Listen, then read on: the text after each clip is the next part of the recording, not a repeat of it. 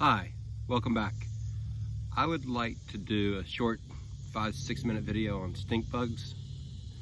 By far this growing season 2021 has been the hardest for me to control. I want to do a series of a couple of videos on the bugs or insects, pest problems that I've had this year. I want to start with stink bugs because they were by far the hardest to control. First, what is a stink bug? The shield bug. There's over 200 species in North America that are under that classification. And so it's a pest that all of North America will have. Some areas have more regional pests, Japanese beetles, more of an East Coast type thing, upper Midwest, maybe. We don't have any. I don't have any in Central Oklahoma. Haven't seen one, and I've been here 20 years.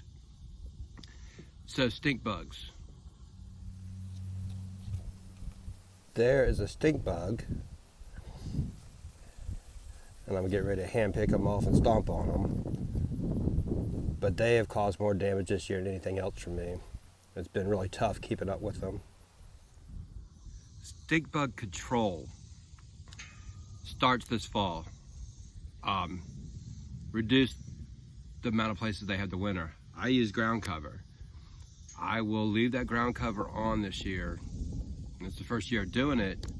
I'm thinking I'll leave it on until mid-February, roll it back, expose the ground, add my amendments, leave it off until close to planting time, put it back on, suppress any weeds that might have come up, and replant. Should help expose any stink bugs that are overwintering underneath my ground cover to birds and predators and things of that nature. Help reduce them. I might have had a big problem this year because this garden plot that I'm in, it's first year for this plot. It was a sand plum thicket forever. So it's the first year I actually planted on it, so it was new ground. And everything did pretty well, reasonably, except for a little bit of insect pressure. Control of stink bugs. If you catch them early, I do believe neem oil, diatomaceous earth will help with the nymphs. Once they're an adult bug, none of those organic insecticides, pesticides are going to help you. They just doesn't do a lot of good for you. I think one of the things that kind of got me this year is I didn't notice it early enough.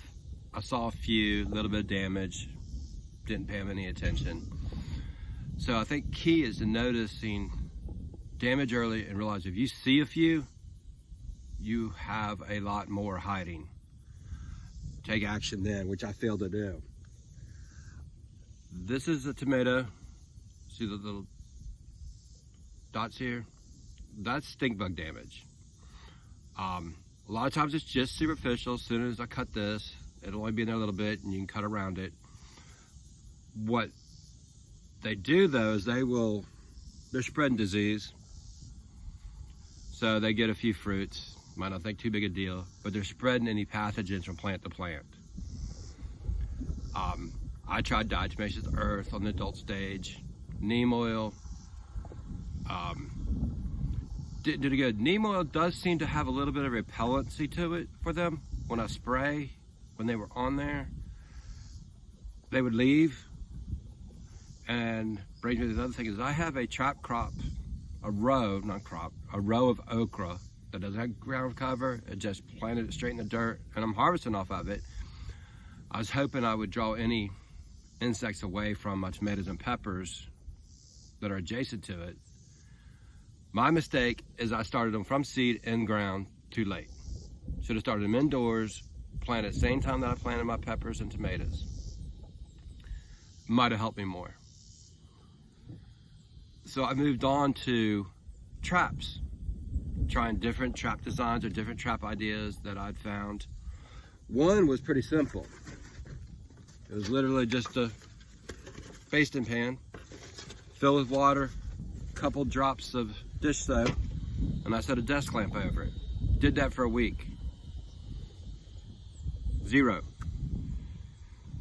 stink bugs. I was like, well that didn't work. Worked for some, didn't work for me. The next trap was a little better design, 2-liter soda bottle, pop bottle, inverted, blackout to focus the light, a little battery operated light in the bottom. Set it out 3 days, 0 stink bugs. And I still had them active on my plants when I was doing all this, and I'm kind of like, well, that didn't work either. The only thing that has helped me get control is this: manual removal. Checking my garden on a daily basis. I check it in the morning before I go to work, I make a pass, and I check it in the evening. I just checked it, and I checked it this morning. I got 2 this morning, this evening 0. So I might be ahead of them. None of the tomatoes that I have on here now have any. I'll kind of show you that. No damage. So I think I got them. I think I have them under control. I need to keep checking. If I get complacent, they'll show back up and cause a bunch of damage again. Let's talk about biological controls and natural predators. What I'm referring to is attracting wrens. Cardinals will eat them. Wrens are a big insect eater in the garden. Being able to attract those to our garden to help us with pest control. I put up wren houses, and I got 0 wrens nesting in them. They had already found places by the time I got around to doing that. It's a really big timing thing, and you have to really pay attention to when those migrations are happening in your area. To have the houses out before that, but not too early, because other birds will move in and occupy them, and the wrens will go on fly and find another place to live. So I'll try it again. I have 6 wren houses built. I know they need to be about 100 feet apart. They're little territorial birds. So I'll try it again in the spring. I'll put them out. I don't know how much to get. I think it's gonna have to be a combination of things. Like most integrated pest management, you have to have a clean garden space. I've noticed the damage early. Start manual removal methods.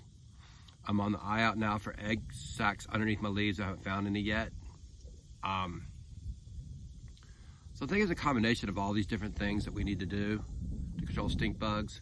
But I wanted to give you a little bit of what I did, what didn't work, kind of damage I had from them. And I mean, almost 100% of my tomatoes this year have had some type of stink bug damage on them, up until this last week.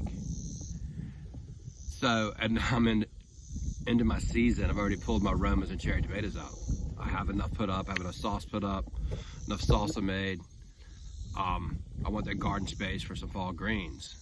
So, and some winter, one row has green beans in it. So I'm just trying to share what works for me, what didn't work for me, where I goofed up, quite frankly, and we're all gonna goof up.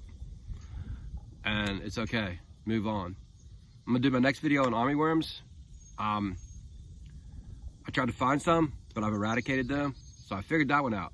I was able to get them under control. And I have aphids and mealybugs showing up now, and I'm able to control them pretty easily. They're a little soft-bodied insect, and we'll get into that. But they're pretty easy to get tame on. The stink bugs have been a lost battle besides just manually pulling them. So thank you. Hit the like button or don't like. Either way, feedback is helpful, and I appreciate your time. Have a great day.